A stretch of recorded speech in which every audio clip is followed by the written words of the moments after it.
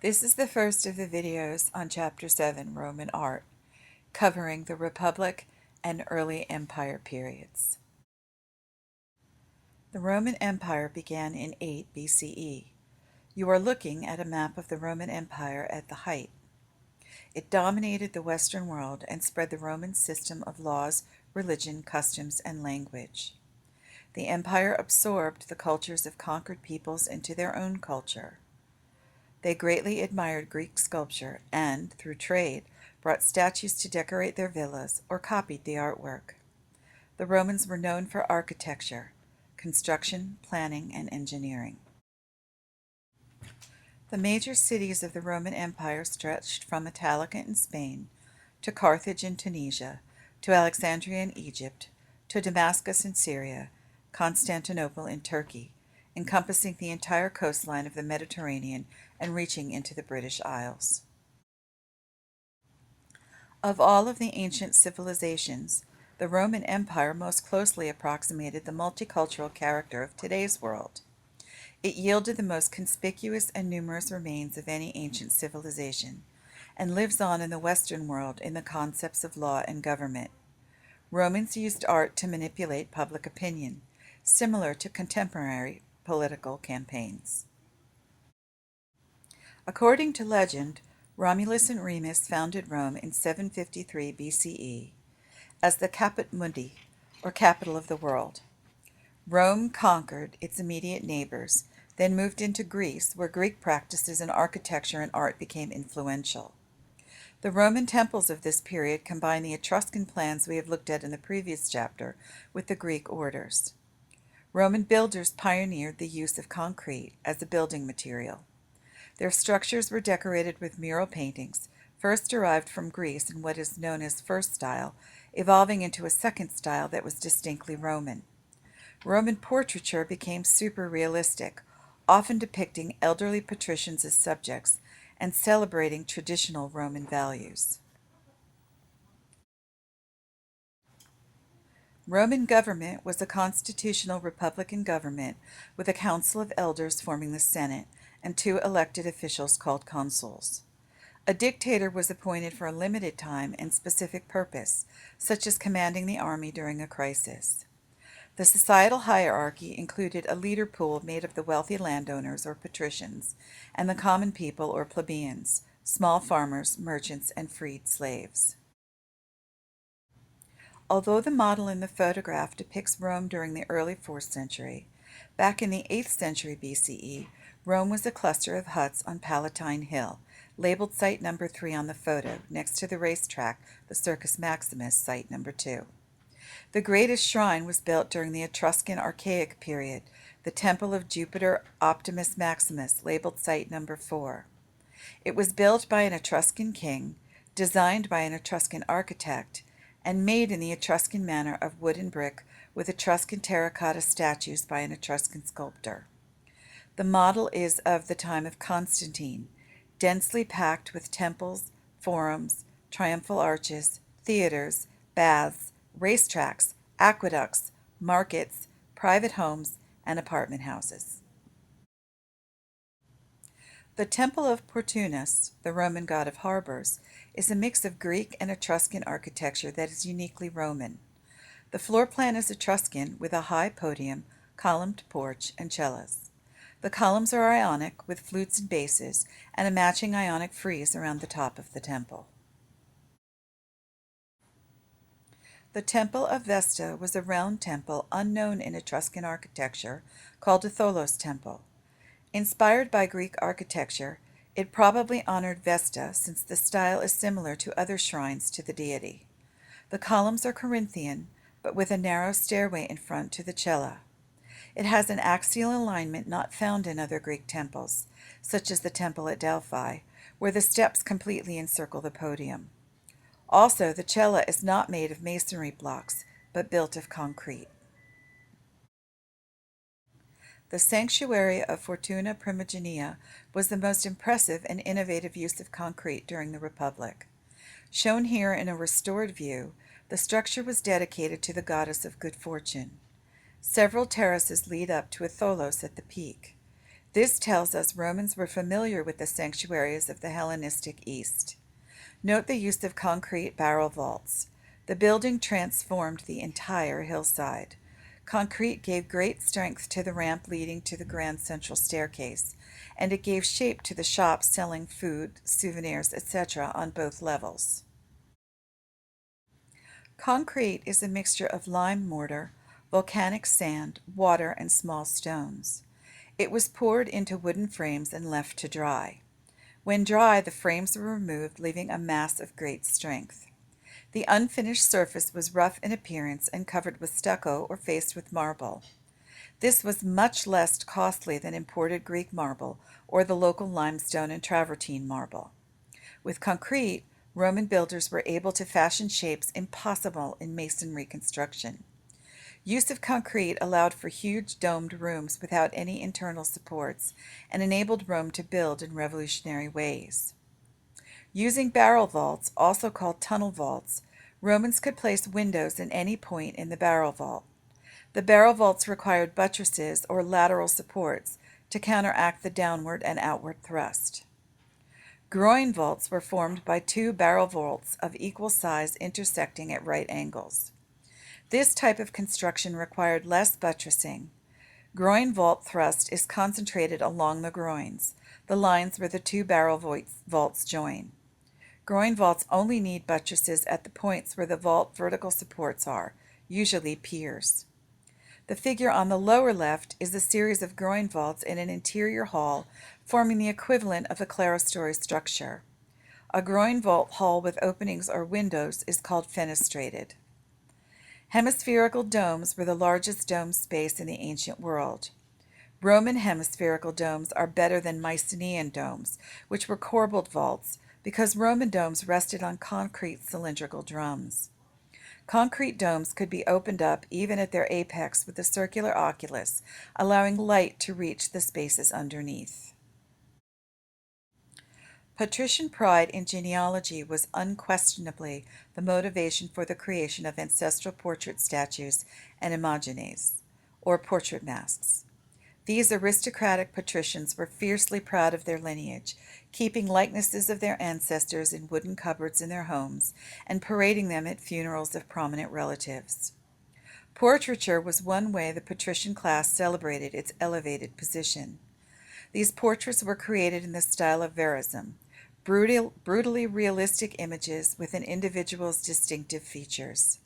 Scholars debate if these super-realistic images are truly blunt records or exaggerated types designed to make a statement about the individual's personality. Serious, experienced, determined, loyal to family and state, the most admired virtues during the Republic. This is an example of a veristic or super-realistic portrait of an unidentified patrician. In Roman culture, a head or bust alone was enough to be considered a full portrait, unlike the Greeks who believed the head and body were an inseparable part of the whole. This portrait statue of a man with portrait busts of his ancestors is a unique portrait statue. The man is wearing a toga showing his Roman citizenship. He holds in each hand the bust of one of his male ancestors.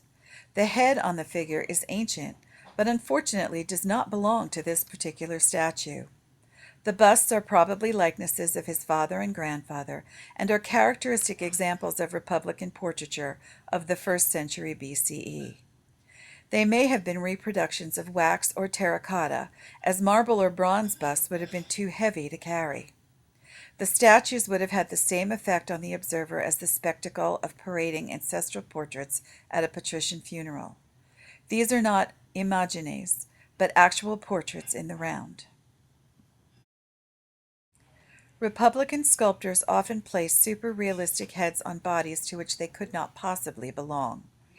This represents a Republican general with a leather breastplate at his side. The general is not as he would appear in life. The stern and lined face is on a youthful body.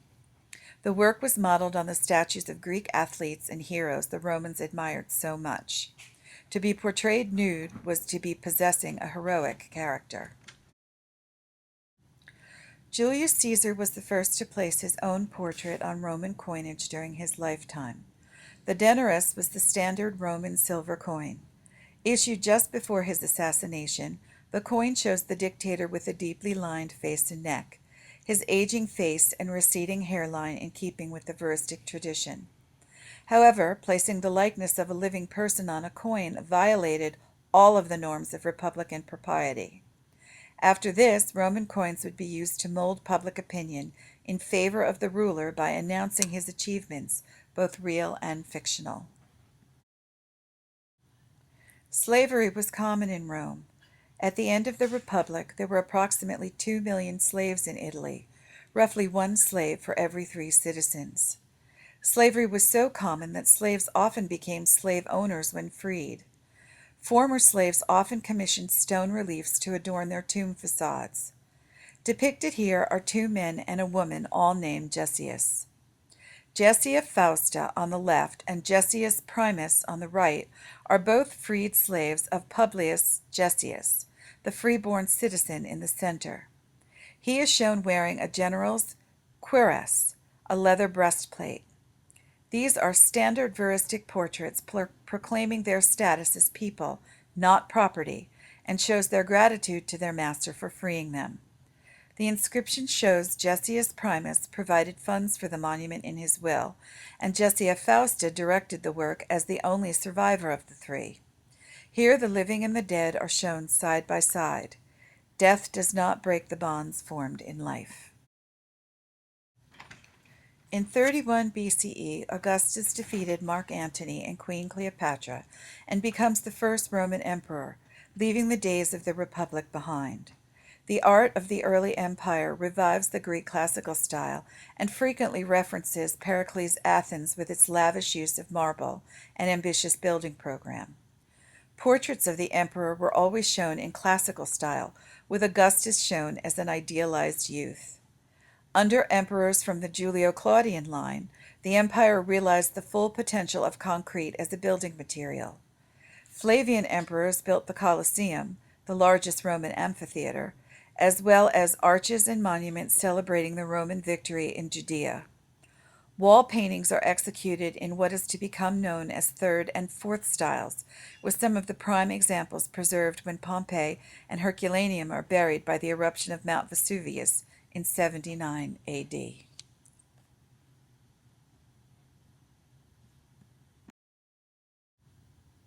Pompey fought with other Italian cities on the losing side against Rome in what was to be called the Social War that ended in 89 BCE. In 80 BCE, Sulla founded a new Roman colony on the site, with Latin as its official language. Before the eruption of Mount Vesuvius, the Forum was the center of civic life in Pompeii. At the north was the city's main temple. At the southwest corner, the basilica or law court. Pliny the Elder wrote Natural History, one of the most important sources for the history of Greek art. He had tried to rescue others when Mount Vesuvius erupted and was overcome by fumes and died. His nephew, Pliny the Younger, was a government official under the Emperor Trajan and left an account of the eruption and his uncle's death. When researchers first explored the buried cities of Pompeii and Herculaneum in the 18th century, they had been undisturbed for over 1,700 years.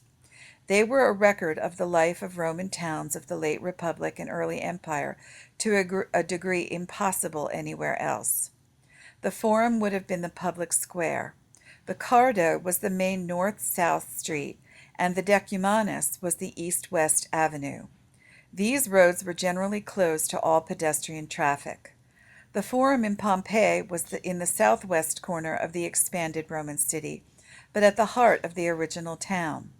At the north end of the city, a temple to Jupiter had been built, but when Pompeii became a Roman colony, this was converted to the Capitolium, a temple converted into the triple shrine of Jupiter, Juno, and Minerva, the chief Roman gods. It combined an Etruscan plan with Corinthian columns made from tufa covered with stucco. Unlike Greek temples, which were situated in isolation, it was located within the city. Most important was the basilica, the earliest well-preserved building of its kind. It was Pompeii's law court and the chief administrative building. The floor plan had a central nave and flanking aisles that was later adapted by churches. The amphitheater in Pompeii is the earliest amphitheater known and had seating for 20,000 spectators. Seating was by civic or military rank. Roman social hierarchy was on display at all times. Amphitheater means double theater, and this looks like two Greek theaters put together. The cavea, or seating area, required building an artificial mountain. Only concrete could accomplish this. Shallow concrete barrel vaults form a giant retaining wall holding up the earthen mound and stone seats. Barrel vaults go through the mountain, forming tunnels leading to the arena. Here would be bloody gladiatorial combats and wild animal hunts, unlike Greek theaters that staged human dramas and comedies. This painting was found in one of the houses in Pompeii. It shows a brawl in the amphitheater between Pompeians and their neighbors during a gladiatorial contest in 59 CE or AD. This left many seriously wounded and closed the amphitheater for decades.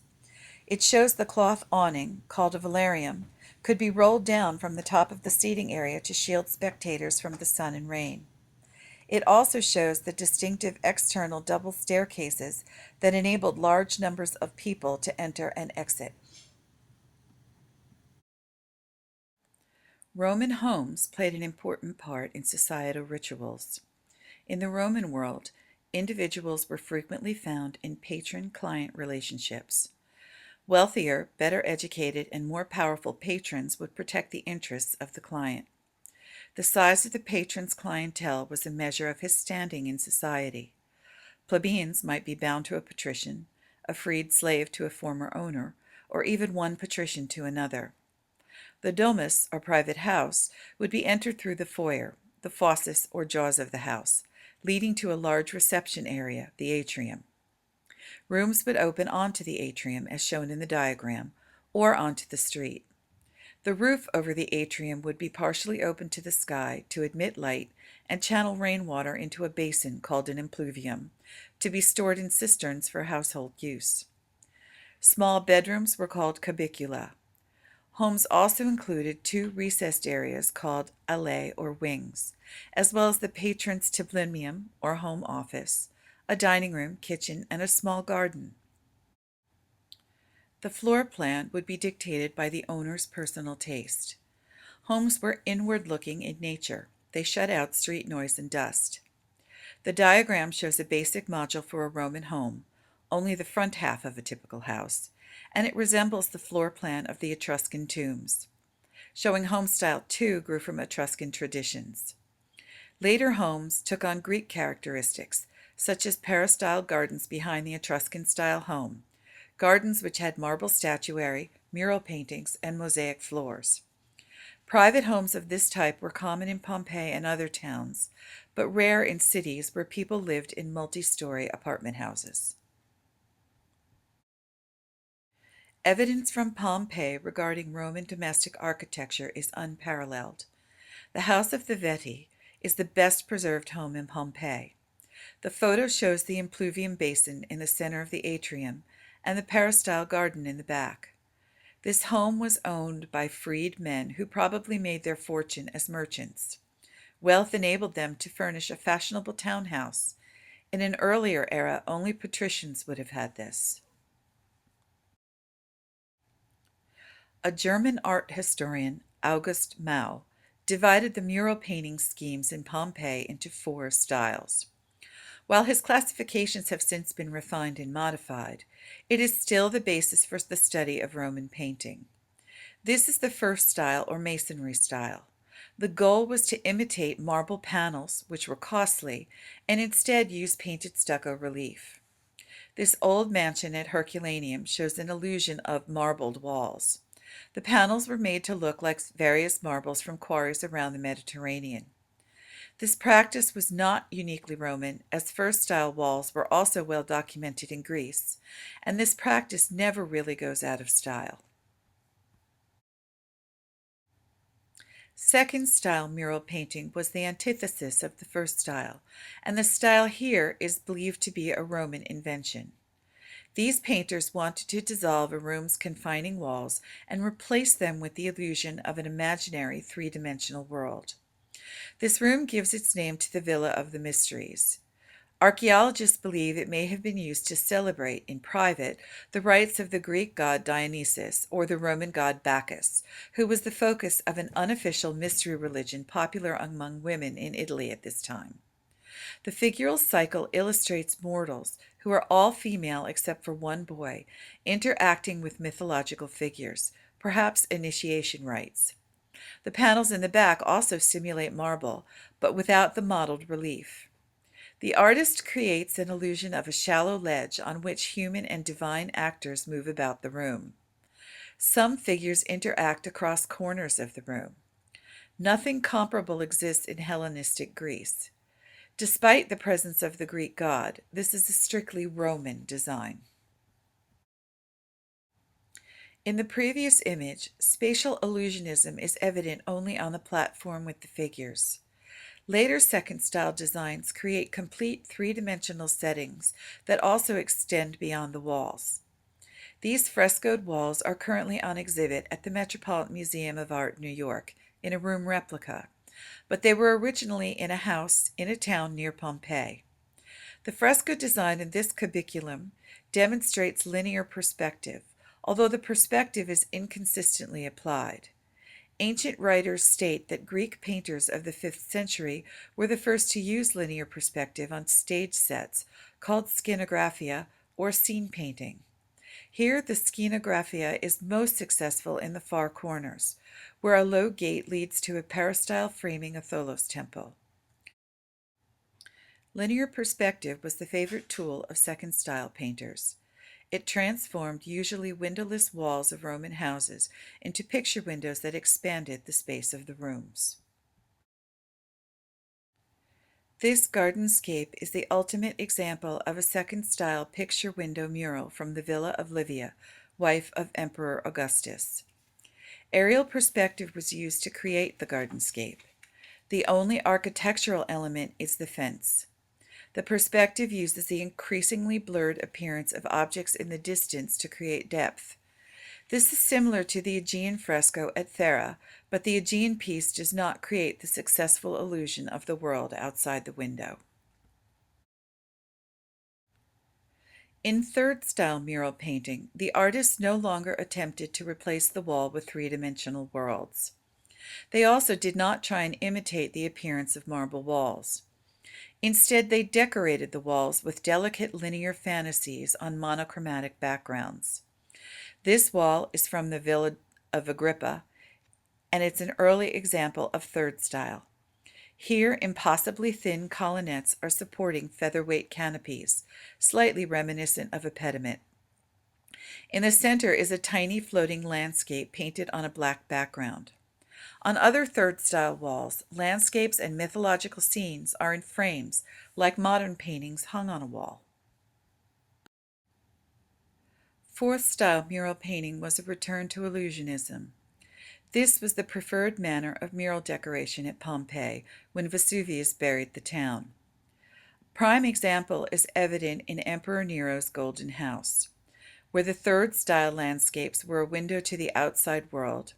Fourth-style architectural vistas are rational fantasies and look at fragments of buildings. Architecture is used as another motif. Late fourth-style design yielded crowded and confused compositions and sometimes garish colors. The Ixion room was painted just before Vesuvius erupted. The decoration is a summation of previous themes. The lower panels exhibit a successful imitation of costly imported marbles like first style, but no relief. The large white panels in the corners with delicate floral frames would fit into third style design. The upper panels of the wall are definitely fourth style with fragmentary architectural vistas. The panels are unrelated to one another, not a unified cityscape. The name of the room is taken from a mythological panner at the center of the rear wall. Ixion attempted to seduce Hera, and Zeus punished him by binding him to a perpetually spinning wheel. This panel may be modeled after lost Greek panel paintings. However, unlike the copies of Greek statuary, these are not true copies of Greek works, merely variations on standard compositions. In the ancient world, mosaics usually covered the floors, but occasionally Roman mosaics decorated walls, even ceilings. On this wall mosaic from Herculaneum, the sea deities Neptune and Amphitrite overlook an elaborate fountain in the courtyard of a private home. Themes for wall paintings and mosaics were diverse. Subjects could include history, landscapes, even the brawl at the amphitheater. Portraits also appear in houses in Pompeii. The man may be a lawyer and holds a scroll, and the woman holds a stylus, a writing instrument, and a tablet. These were standard attributes in Roman marriage portraits. The scroll and stylus justified the education of those depicted, even if it was sometimes not true. Their heads are sensitive studies of individual faces. These are realistic portraits based on the conventional figure type. Portraits of famous Roman men and women of earlier eras are rare.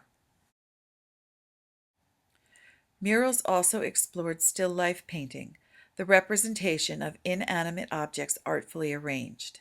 Still life with peaches includes a carafe and is done in the fourth style. The painter was a master of illusionism, devoting much attention to the shadows and highlights on the fruit, as well as the glass jar. Roman still lifes of this type are without precedent and have few successors until the 17th century Dutch studies of food and other inanimate objects. Sculpture in the early empire included imperial portrait statues and monuments covered with inscriptions and reliefs. These proclaimed the great deeds of their rulers, a reminder to the people that the emperors were a source of peace and prosperity, but the monument actually bore little resemblance to historical fact. Their purpose was to mold public opinion, the effective use of art for propaganda. Julius Caesar was declared a god after his death, and although Augustus never claimed to be a god, he widely advertised himself as son of a god. Portraits were designed to present the image of a godlike leader who miraculously never aged. In antiquity, few people ever saw the emperor, so his image could be manipulated at will.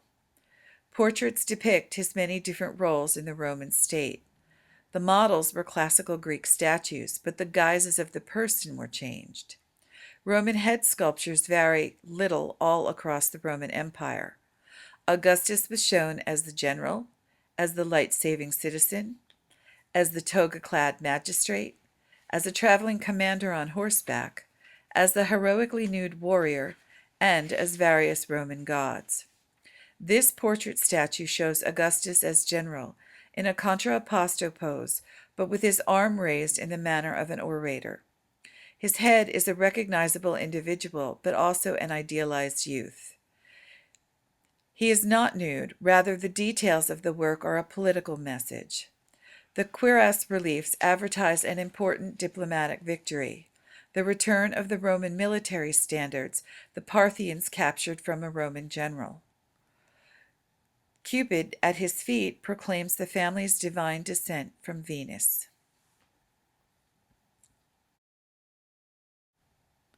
The portrait head of Livia, wife of Augustus, shows that portraits of imperial women have the same eternal youthfulness as the emperor. Livia wears the latest Roman hairstyle. Her features are from classical Greek goddesses. Livia outlived Augustus by 15 years. Her portraits show her changes in hairstyle as fashion changed, but her face was ever young. Ara Pacis Augustae translates to Altar of the Pax Augusta, or the Augustan Peace.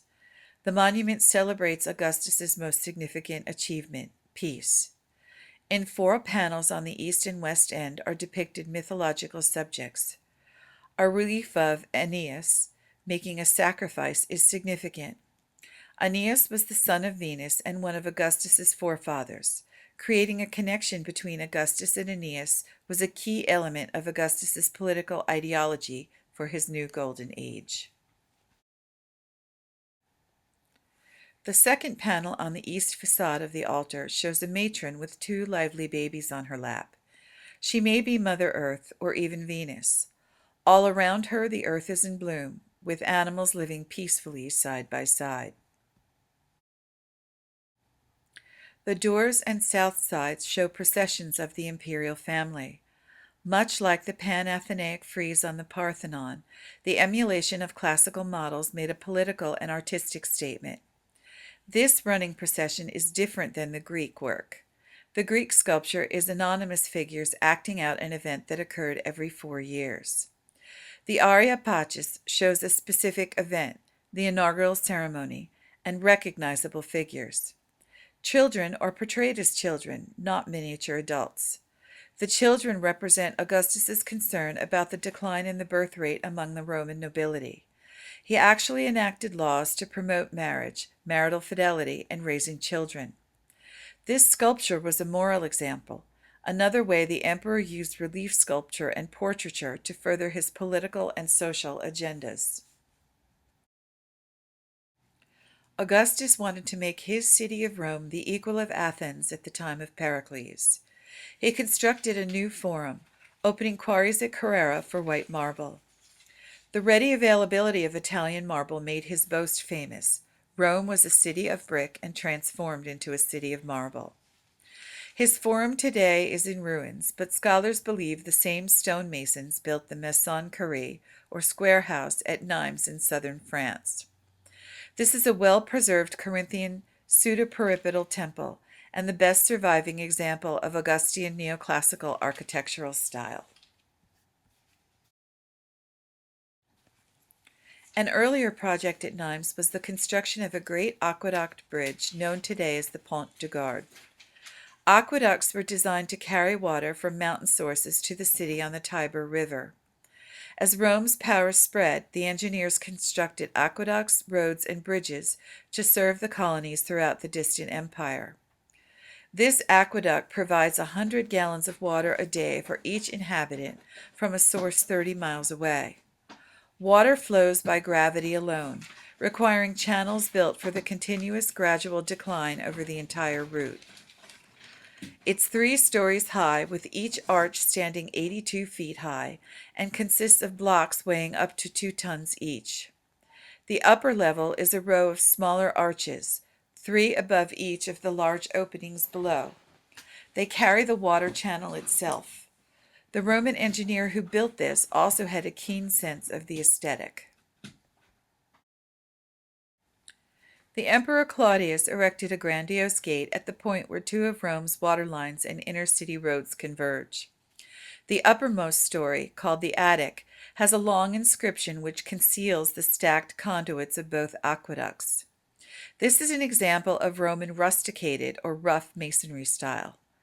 Unlike the architects of Greek and Augustan construction who preferred smooth masonry block, the designer of Porta Maggiore used a combination of smooth and rusticated surfaces, creating an exciting if eccentric facade with carved pediments on engaged columns of rusticated drums.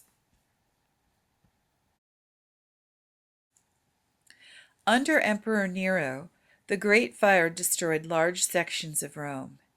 Nero enacted a new building code with greater fireproofing requirements, which resulted in the wider use of concrete.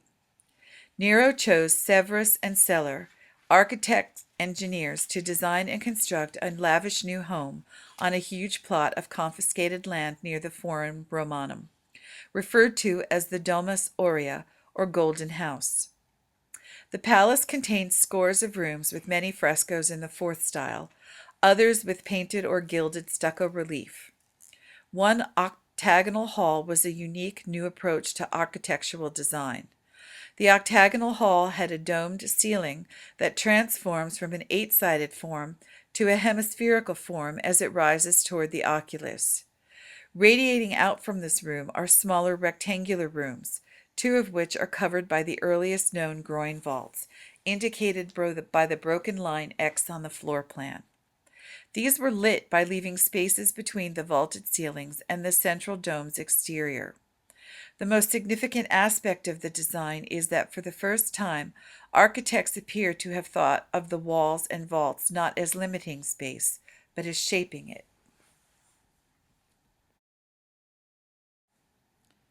The Colosseum was the most important and largest amphitheater in the world. Spectacles were costlier and more impressive than anywhere else.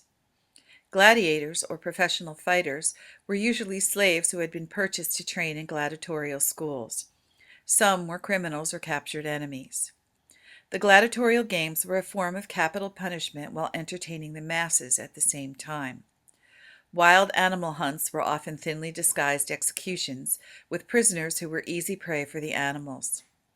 Ancient accounts even mention the flooding of the Colosseum so naval battles could be staged, although historians doubt it could be made watertight. The Colosseum was built on a former artificial lake, on land that was claimed by Nero for his private use and reclaimed for the empire. It takes its name from the Colossus of Nero, a 120-foot statue at the entrance to his urban villa. This massive structure could not have been built without concrete. A complex system of barrel-vaulted corridors hold up the seating area. Arena substructures are visible today, but were hidden in their time. This skeleton is exposed because in later centuries the Colosseum was a convenient quarry for ready-made building materials. Almost all of the marble seats were hauled away. The Colosseum had a great velarium or awning, as at Pompeii. The exterior of the Colosseum is travertine marble, approximately 160 feet high, the height of a modern 16-story building. 76 numbered gateways provided entrance and exit paths. Spectators sat according to their place in the social hierarchy. The architects divided the facade into 4 bands, with large openings in the lower 3. Greek orders frame the arches in a standard running sequence for multi-story buildings from the ground up: Tuscan, Ionic, and then Corinthian. Tuscan was viewed as capable of supporting the heaviest load. Corinthian pilasters circle the uppermost story, and between them are brackets for the wooden poles that held up the velarium. The use of engaged columns and lintels to frame the opening on the Colosseum's facade is a variation on the Etruscan Porta Marzo, and this scheme was used from the late Republican times forward.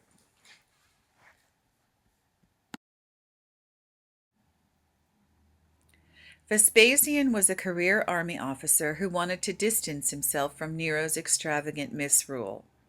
His Flavian portrait shows his much simpler tastes while also making a political statement. The sculptors of this portrait brought back the veristic tradition of the Republic with super-realistic portraits, recording his receding hairline and aging leathery skin, proclaiming his traditional Republican values in contrast to Nero and his empire. Unlike the Republican period, which emphasized depiction of the elderly, Flavian portraits depict people of all ages. Their purpose was to project idealized beauty through current fashion, not by reference to images of Greek goddesses. This example of a portrait bust of a Flavian woman is an expert rendering of hair and flesh textures. The Flavian hairdo of corkscrew curls were punched out with a drill rather than a chisel. The hair is a dense mass of light and shadow, and is a definite contrast from the softly modeled and highly polished skin of the face and neck. In succeeding periods, as long hair and men with beards became more fashionable, Roman sculptors relied on the use of the drill more frequently. Construction of the Arch of Titus was directed by Titus's younger brother Domitian, 2 years after his death. This freestanding triumphal arch was built on the sacred way leading to the Republican Forum Romanum. The triumphal arch has a long history in Roman art and architecture beginning in the 2nd century BCE. These did not just mark military victories, but commemorated a wide variety of events, ranging from victories abroad to the building of roads and bridges at home. They were usually crowned by gilded bronze statues. The Arch of Titus is an early version that has only one passageway. The arcuated opening is framed by engaged columns with Roman composite capitals, a combination of Ionic volutes and Corinthian acanthus leaves. Winged female Victories fill the spandrels, the area between the arch's curve and the framing columns and entablature. The dedication dominated the attic and states the Senate erected the arch to honor the god Titus. A vault in the passageway in the Arch of Titus shows his ascent to heaven, or apotheosis. The Senate normally proclaimed Roman emperors gods after they died, unless they ran afoul of the senators and suffered damnatio memoriae. They were damned, and those who were damned had their names erased from public inscription, as did Nero.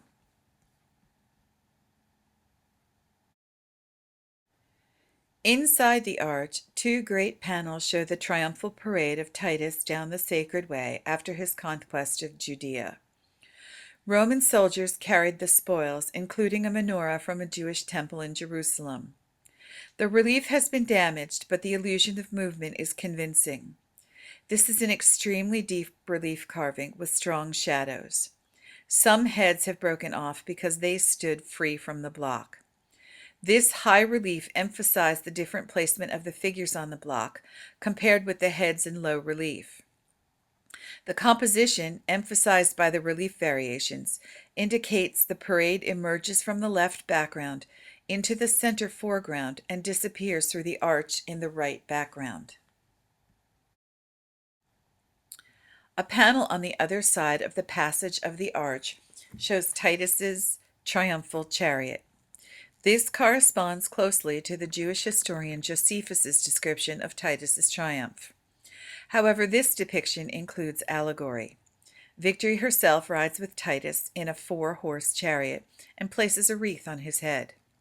Below Victory is a bare-chested youth, probably a personification of honor.